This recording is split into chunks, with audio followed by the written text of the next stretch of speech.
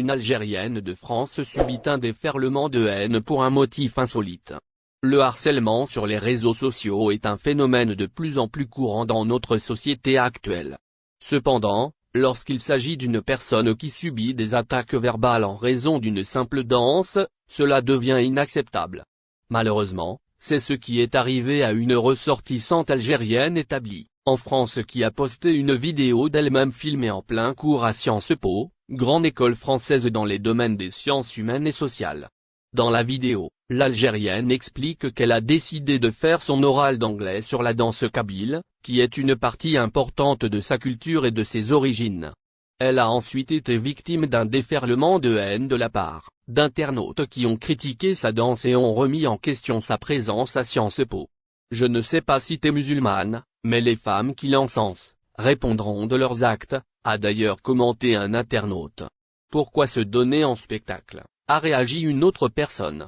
Passer le concours de Sciences Po pour ça, a réagi un jeune homme. C'est la gênance, a commenté une jeune fille. Il est à signaler que l'Algérienne a travaillé dur pour obtenir son concours d'accès à Sciences Po, ce qui montre qu'elle a le niveau académique pour y être. Il est injuste de la critiquer et de la ridiculiser pour avoir exprimé sa fierté vis-à-vis de sa culture et de ses origines kabyles. Dans un tout autre contexte, une autre Algérienne résidant en France a suscité une vive polémique en Algérie, après avoir publié une vidéo TikTok dans laquelle elle a critiqué le pays et la mentalité de ses habitants. Dans la vidéo, la jeune fille décrit l'Algérie comme un pays magnifique avec une mentalité préhistorique, avant de poursuivre en disant qu'elle avait dépensé toutes ses économies en 10 jours pour passer les pires vacances de sa vie. La réaction à la vidéo a été immédiate, avec de nombreux Algériens qui ont pris d'assaut les réseaux sociaux pour critiquer la jeune fille et la traiter de tous les noms. Certains ont remis en question son droit de parler ainsi du pays alors qu'elle ne réside même pas en Algérie, tandis que d'autres ont souligné que ses commentaires ne reflétaient pas la réalité du pays. Ne viens pas, pourquoi tu nous racontes ta vie, a ironisé une internaute. J'ai beaucoup voyagé, mais l'Algérie est indétrônable, a commenté un jeune homme. Franchement, vous m'écœurez. On dépense pour nous-mêmes et pour nos familles surtout, a réagi une dame. Tu ne devais pas avoir beaucoup d'économies toi, s'est moqué un autre internaute de l'Algérienne. Visa Schengen pour les Algériens, vers la numérisation de la procédure. L'Union européenne, UE, a entamé des négociations sur la numérisation de la procédure de demande de visa Schengen pour les ressortissants étrangers, y compris les Algériens. Retrouvez plus de détails à ce sujet dans la suite de ce numéro du jeudi 30 mars 2023. En effet, les ambassadeurs des États membres de l'UE se sont mis d'accord sur un mandat de négociation visant à numériser la procédure de visa. C'est ce qu'a rapporté le quotidien arabophone En Nahar. Cette éventuelle numérisation des procédures de demande de visa Schengen concerne notamment les ressortissants étrangers, dont les Algériens. Selon la même source, la proposition instaure la possibilité de demander un visa en ligne et remplacer la vignette visa actuelle par un visa numérique. Elle vise à rendre la procédure de demande de visa plus efficace. Ce qui permettra aussi d'améliorer la sécurité de l'espace Schengen.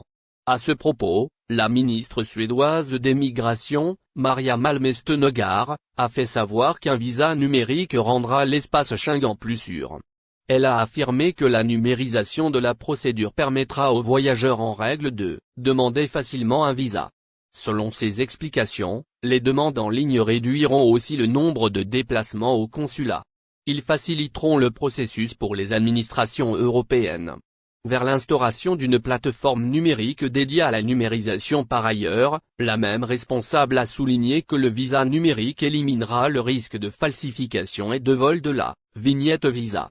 Dans ce cadre, notre source a indiqué que les nouvelles règles proposées créeront une plateforme pour les demandes de visa. Ces dernières seront ainsi introduites par l'intermédiaire d'un site web unique. Ce dernier les transmettra ensuite vers les systèmes nationaux en la matière.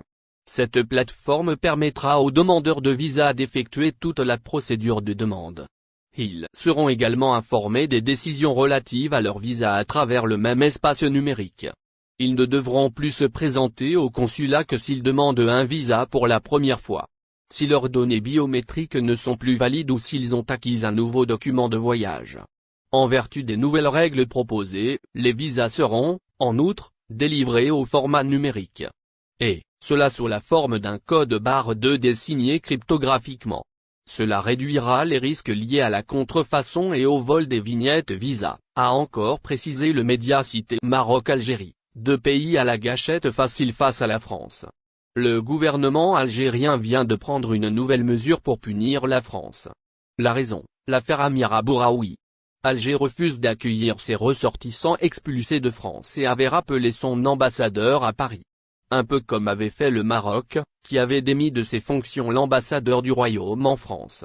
Aussi, pour protester. C'est de la diplomatie violente, dans les termes les plus durs, que le Maroc et l'Algérie exercent sur la France. Ces deux pays d'Afrique du Nord sautent sur la moindre occasion pour exercer une pression sur l'Hexagone. Des décisions aux allures de chantage qui ont souvent des répercussions sur toute l'Europe. On se rappelle, en effet, du changement de position par l'Espagne sur la question du Sahara que Rabat avait fait cher payer à l'Europe. À l'époque, les autorités royales n'avaient pas hésité à jouer la carte de l'émigration pour contraindre Madrid à revenir sur sa position.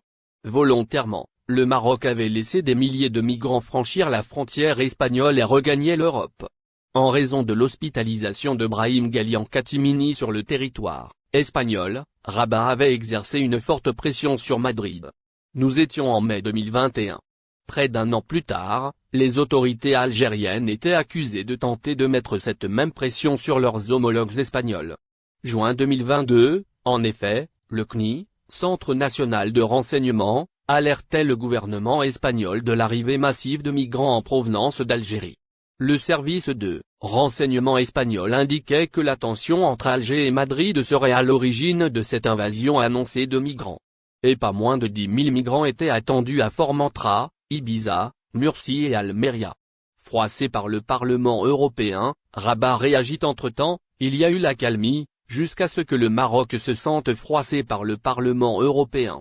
Dans une résolution, le Parlement européen appelait, le 19 janvier 2023, le Maroc à cesser le harcèlement de tous les journalistes.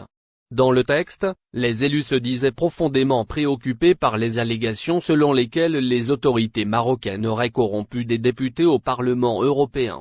Un acte de trop, estiment les autorités marocaines et qu'il fallait sévèrement sanctionner. En effet, Rabat décide de mettre fin à la mission de l'ambassadeur du Maroc en France. Conformément aux hautes instructions royales, il a été décidé de mettre fin aux fonctions de Mohamed Ben Chahaboun en tant qu'ambassadeur de Sa Majesté auprès de la République. N'oubliez pas, abonnez-vous à notre chaîne Olive News et activez les notifications pour recevoir nos publications en temps réel.